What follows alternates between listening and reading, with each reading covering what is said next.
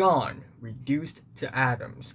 Hey guys, what's up? It's the Culture Detective here investigating your favorite movies, and today, finally, I am gonna do a movie review of Spider-Man Far From Home. I just watched it yesterday. I know I'm super late to the party here, but I'm still gonna make the review, so hang tight. So, Spider-Man Far From Home is the last movie of the first era in the MCU movies, starting from Iron Man till now. And the previous movie before this one is Avengers Endgame, which I've reviewed and I loved a lot.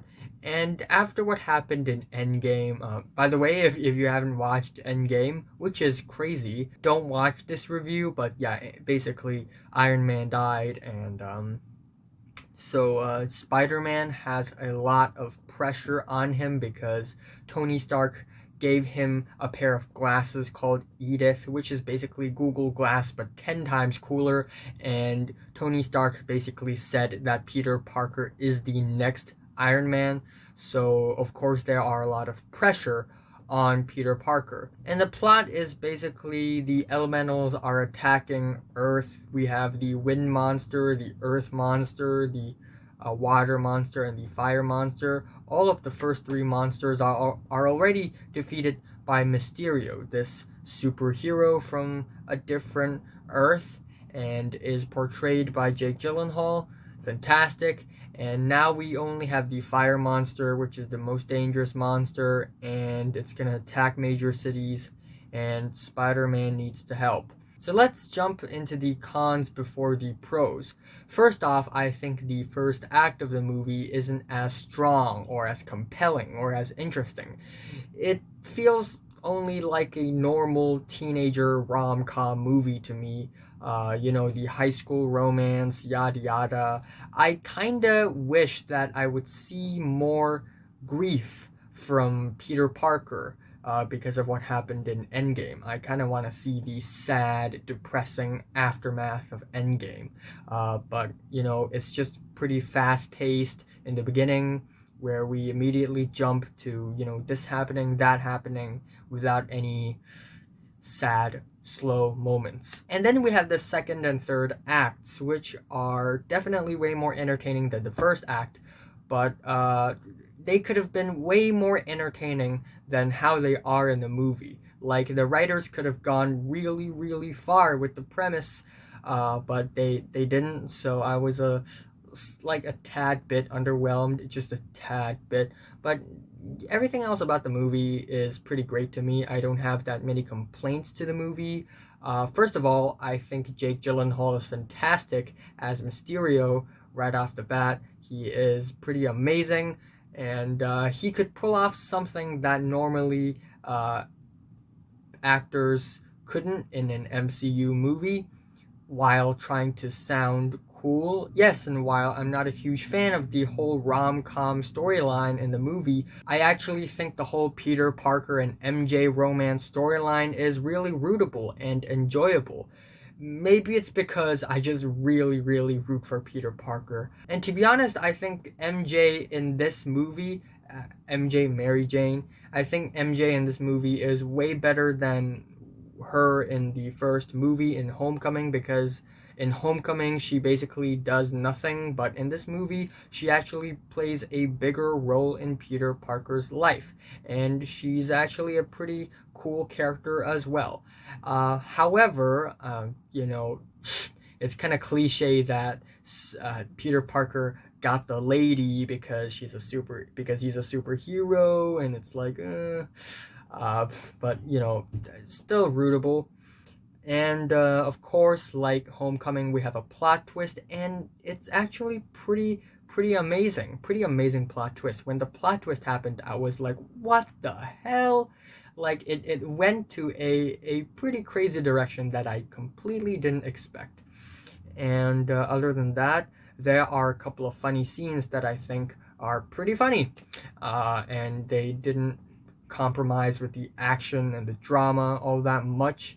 There are some Endgame references here and there, which I find pretty nice, And what I think is the best about this movie is that usually in MCU movies, superheroes are fighting aliens and titans and monsters, and it's usually very grandiose and crazy. But in Spider-Man movies, it's very way much more relatable because it's more normal life superhero movie, and we really put ourselves in Peter Parker's shoes because all he wants is a normal life. And now I'm gonna drop a spoiler alert. So if you haven't watched the movie, just skip it.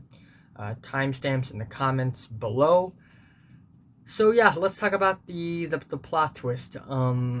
Mysterio, he's not a superhero from another Earth. He was one of the guys who worked for Tony Stark, but who got fired. And after defeating the fire monster in Prague, Mysterio and Peter Parker went into the bar, and Peter Parker was like, "Oh man, I'm so not worthy of these glasses. You know what?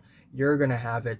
And that's a really stupid decision. And when Peter Parker left the bar, suddenly the entire bar was kind of dissipating, and some people are starting to dissipate, and apparently they're actually holograms, and it's like, whoa, what the hell is happening?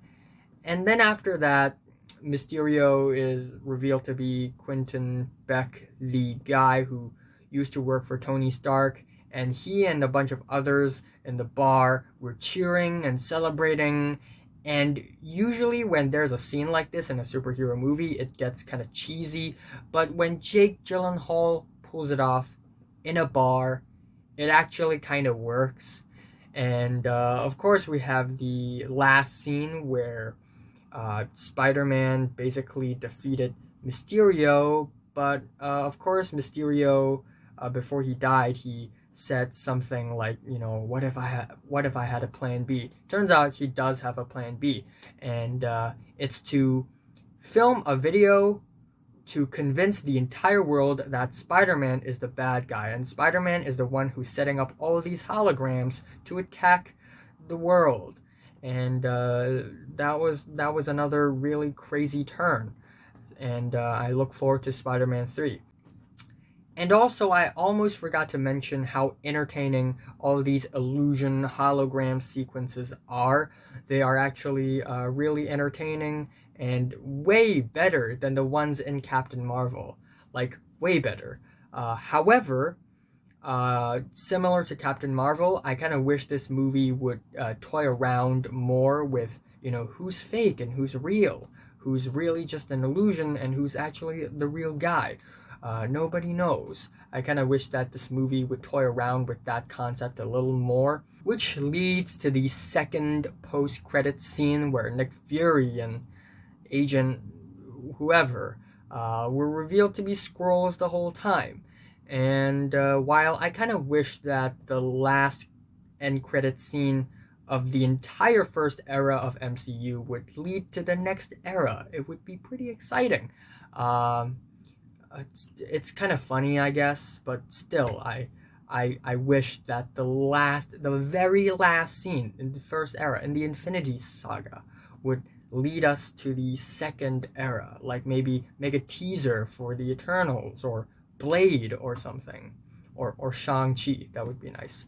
But of course, we have the first post-credit scene, which is pretty fantastic because whoa, first of all, Mysterio released a video where he puts the blame on Spider-Man, but second of all, and more importantly, J.K. Simmons is back as the reporter guy from the Raimi Spider-Man movies. And when me and my friend saw this, we were like, what? He's back! Only kids born in the 2000s will find this amusing, but man, it's pretty great to see him back. So yeah, these are my thoughts on Spider-Man Far From Home. Yesterday, like 9:50 p.m., me and my friend saw this movie. I spent 153 Hong Kong dollars, including the popcorn and the soda for the movie, which converts to 19.5 US dollars. But I think it's worth it because it's a pretty wholesome, entertaining, and exciting Spider-Man movie. And yeah, I just wish that the very last end credit scene would be, what's next for the MCU. So yeah, I'm saying Spider-Man Far From Home is pretty cool, and I'm giving it an 8 out of 10. So, have you watched Spider-Man Far From Home? From 1 to 10, how much did you rate it? Like if you like it, hate if you hate it, and subscribe if you want more, and thanks for watching.